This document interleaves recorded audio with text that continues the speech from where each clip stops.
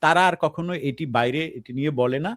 কারণ আপনি মাদ্রাসায় যে সমস্ত আমি এটি ইমরান এবং এনামের অনুমতির বাইরে বলে দিলাম যে যারা মাদ্রাসায় পড়াশোনা করে তারা জীবনে কোনো না কোনোভাবে, কোনো না কোনো সময় কারোর না কারোর দ্বারা যৌন নিগ্রহের শিকার হয়েছে।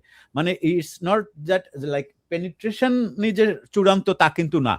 এর বাইরেও নানা রকমের যৌন নিপীড়ন কিন্তু রয়েছে। সেই যৌন নিপীড়ন কিন্তু তাদের সাথে ঘটে। এবং এটা আসলে একটা সময় পর্যন্ত শিশুরা বোঝেই না যে তার সাথে কি হয়েছে। কিন্তু একটা সময় পরে এবং তাদের যে বয়ঃসন্ধি কালটা আসাদ ভাই আমাদের সবারই ছিল। ওই সময় আমাদের সবচাইতে নিষিদ্ধ জিনিসটি যখন আমাদের সাথে বড়রা করে, তখন কিন্তু শিশুদের মনস্তাত্ত্বিকভাবে তারা একটা সময় ওটার দিকে সায় দেয়। তাদের এক ধরনের সায় চলে আসে।